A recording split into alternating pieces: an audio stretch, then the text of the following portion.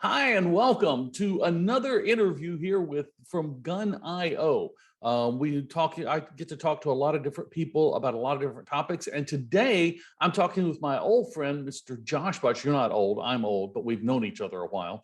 Mr. Josh Butch, and we're going to talk about one-on-ones. And I'm really excited about doing this interview. But first, Josh, tell us a little bit about who you are and what you do. So Josh Butts, I'm the CTO of Ziff Media Group, which is a portfolio of sites inside the Ziff Davis publishing and media world. I manage a team of designers and product managers and engineers that build PCMag.com, Mashable, some e-commerce stuff like Retail Me Not and Offers.com, BlackFriday.com. We've got a big conglomeration of stuff that's all really interesting to work on, and like big internet scale stuff. So it's pretty fun. I imagine. And honestly, I knew you were CTO of Ziff Davis, or Media Group, but I really didn't have the scope of that in my head. You're naming off sites that I visit on a regular basis. So I'm like, hey, that's cool. Okay, you've got a lot of people, I hate to use terms like this, but you've got a lot of people downstream from you. You've been at several different levels in management, so you understand one-on-ones. But I want to start with a real easy question. What's the purpose of a one-on-one? So I think it depends on how far downstream you are. I look at it as it's FaceTime with me. I'm a busy person, and I want to make sure that the people who report to me have dedicated, this is your time. Like, we're not skipping it. We're going to make sure we make this meeting, and it's time for us to connect on a number of different topics. And I think depending on the level of the person we're talking about, right? Is it strategic and very forward looking, and sometimes maybe drifts a little bit more into like the tactical check-in with maybe like a entry level employee that is looking for more like rigorous guidance as opposed to like career growth. And it could be different even for different people at the same level, right? It's for me, it's about what they want and what they need. But I think the most important thing for me is it is scheduled, guaranteed FaceTime between people who need to connect. Interesting. Now, when you're conducting one-on-ones, do you have a structure for them, or are they just free form? I like to think that I have a structure for them, but it doesn't usually hold. I think I know a lot of my managers do have a specific structure that they follow. Like, we're going to talk about this. We're going to talk about these 4 things we're going to check in on every week, and there's potentially even like a shared notebook that is kept between those 2 people. This is what we talked about, and this is how we're going to cover off on that the next time we come back and check in again. I find that my personal ones, because the people who report to me now are also quite senior, I find that they don't have as much of a schedule to them and as much of a specific list of things to check off on. What I find at my level, the thing we talk about most is people. The thing that I want to hear about more than how a project is going, or do we need to change a technology decision or things like that. Like, a lot of the people who work for me are managers themselves. And so the thing that I usually want to hear about most is, how is your team, right? Tell me what's going on deeper in the organization, because I want to know, I care. And that's a lot about recruiting. How is your team? How is your hiring going? That's because we can't do anything without the rest of that stuff falling into place. And so that's one of the things that, if I'm thinking back in the past year, what is the thing that is common among all of them? It is, how is your team? How is your recruiting? That interesting. And I've never, I've worked at the C level, but not as CTO. But the last time I was doing one-on-ones, I was at director level. So I had team leads, but I also had skip levels that would come up and talk to me, regular developers. And I see what you're saying. You know, my team leads were they were career advice and forward thinking, the projects, how's your team, that kind of stuff. My when I was reaching down a little further, it was much more of a this is what you need to do to succeed on this team type thing. Exactly. And making sure that they understood that. And also, before I would do that, I'd always talk with their team lead to make sure I wasn't contradicting something they were being told, because getting two different messages, a junior developer getting two different messages from people above them, just really going to mess them up. I Hey, really love a skip level. I really try and get like, at least like 2 a month on the calendar, and they may be like skip 4 levels. Just because at the number of people that we have and the rate at which we hire and people depart, there's just a lot of new faces, and those like they're just so fun for me to be able to jump down and talk about a very specific project that somebody is excited about that like I may not even know what's going on. And those are, going back to the structure, those I very specifically say there is no agenda. We will talk about whatever you would like to talk about. This is a social call. And man, I love doing this. Those were always fun. I had formal, when I was director, last time I was director, I had formal one-on-ones that we scheduled, and we sat down and we talked to people, and we were all in the office. So it was usually, face to face, but especially with my junior developers, I would do things like I'd go brew a pot of coffee and go around and fill everybody's cup. Not because I thought they, needed that caffeine hit to work faster, but that gave me an excuse to make sure that I know everybody's name at least, and a little bit about them. Because you walk around, hey, you fill a cup of coffee, you chit chat for a couple minutes, you really get to know somebody. The only exception was if I saw somebody deep in, I'm like, yeah, I'll back off. I'll go talk to somebody else. Okay, so. What are some common topics that are covered in your one-on-one? And let's talk first. Let's talk about your direct reports, and then if they differ for skip levels, let's talk a little bit about that. Yeah, so we, like I said, the one that we covered already is people hiring, right? So that's very common. I think the other aspect of that is on that career growth, because I think that's something if you go out on the internet and you try and figure out like how do I do good one-on-ones, right?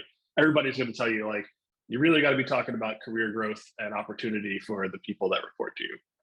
And that's definitely a thing that we talked about. And I think at a kind of a director plus level, that's a harder conversation, right? There's not necessarily as much slots for people to move up, and also it's harder, right? And so a lot of that is like, okay, well, you're a director and you want to be a senior director. Expectations for a senior director are like, that's someone who you assume is on a track to become the vice president of engineering at some point, right? And so it's one like it's kind of like a code discovery of like what is the expectation going to be, because I don't know, right? Like some of the times I'm like, okay, well, for this person at this company with this ecosystem, what would that look like? And we have to kind of talk about it together and say, okay, well, looking at your responsibilities now, let's write them down together, and let's look at, okay, what comes off your plate as you take on these other things, right? Because you may be taking in more responsibility to the business, but that doesn't mean that you just have like you get paid more and you have an unlimited number of like time to do stuff, right? Some stuff's got to fall off. Yeah. So going through that exercise of, okay, you want this for your career, how do we then fill what you left underneath you as you move up? That's a good point. And that's that's a hard thing to get right. Especially it's like playing 5-dimensional chess when you have more than like 20 people you're talking about trying to move everybody up and give everybody that opportunity. And obviously in a technical product delivery world, we're going to talk about how projects are going. We're going to talk about, is this on schedule? I'm not talking at my level. I'm not talking about like, are we writing good code? I assume we are. maybe it's going to come back to bite me at some point, but I assume we are. And so, are the projects on schedule? And a lot of it is, can I help get alignment? I understand that what your area of this is working.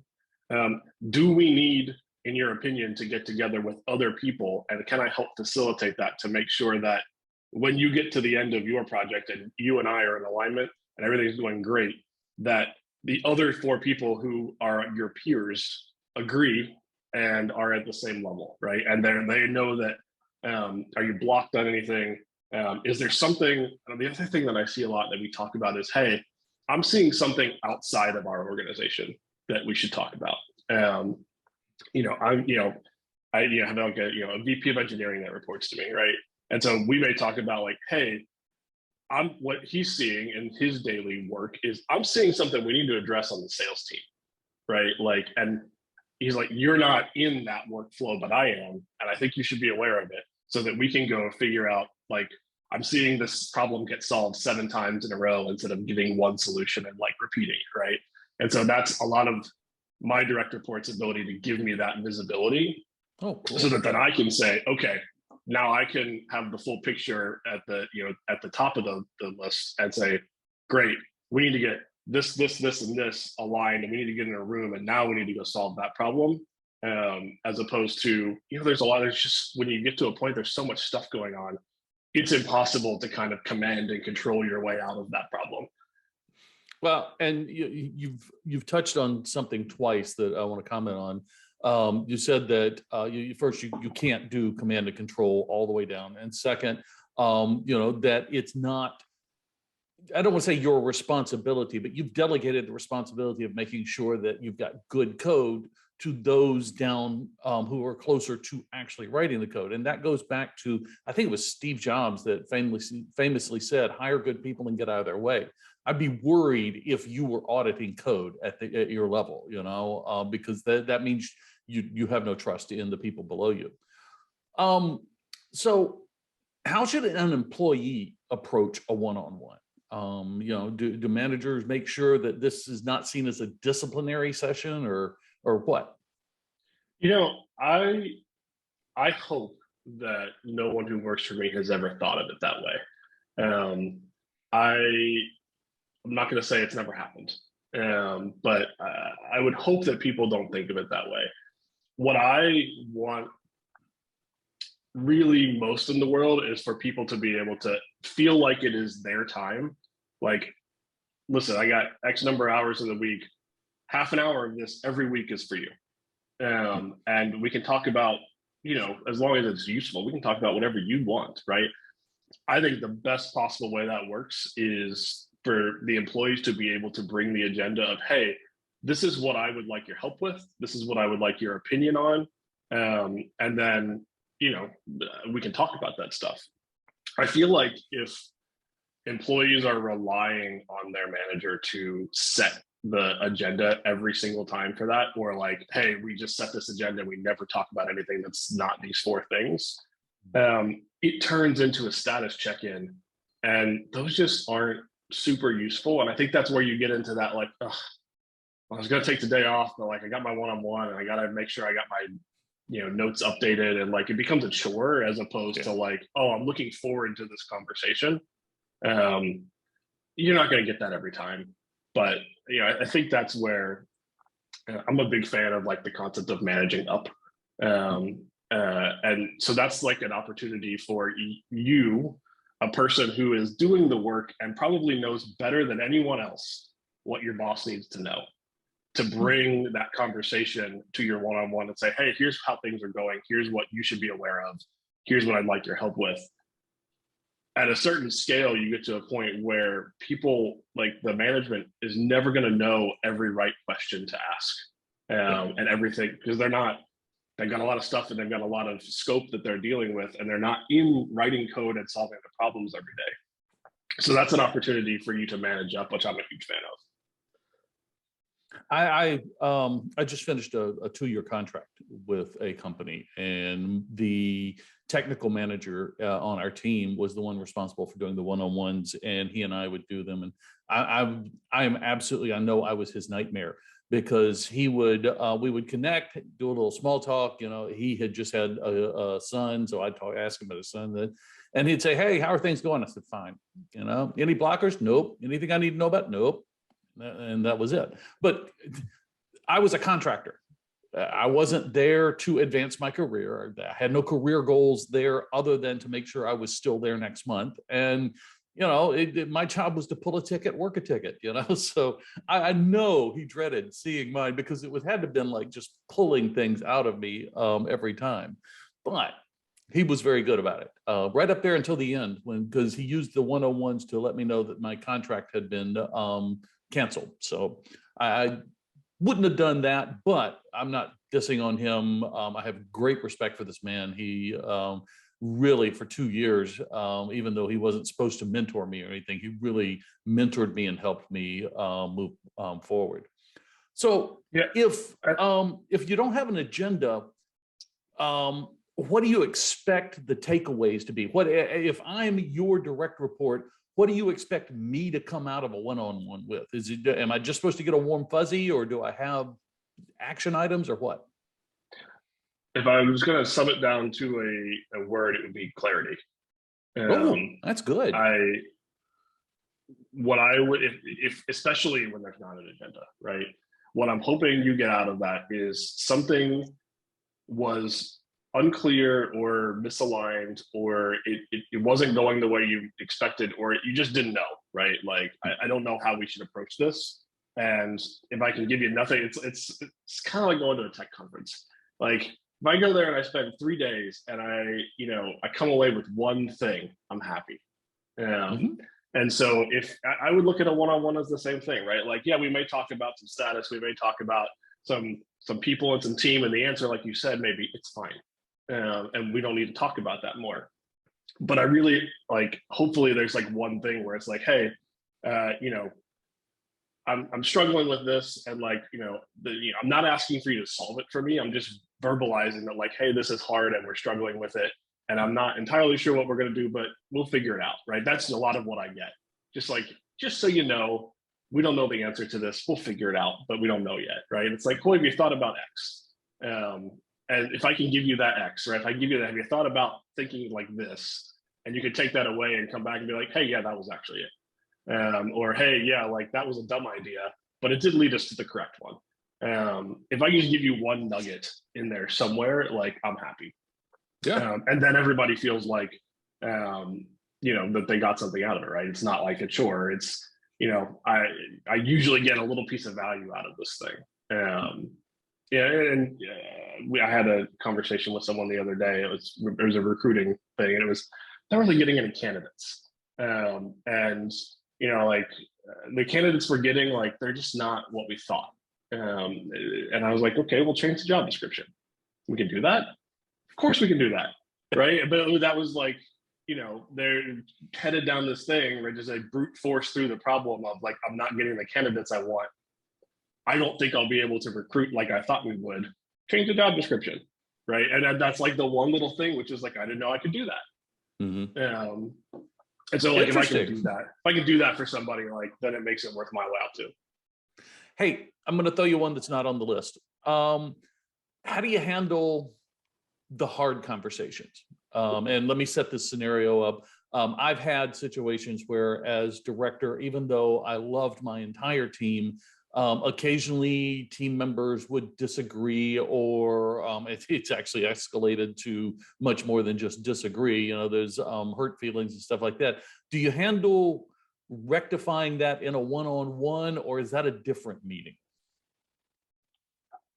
Unless it's minor, I think it's a different meeting. Okay.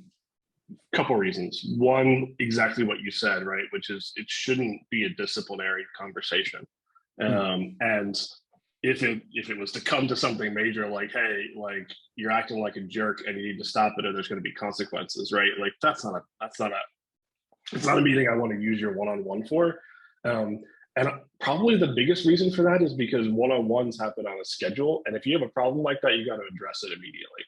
Oh, good point. Right. And so, like, it's not like, yeah, I know that the interaction went really poorly on a Wednesday, but I'll talk to him in his one-on-one next Tuesday.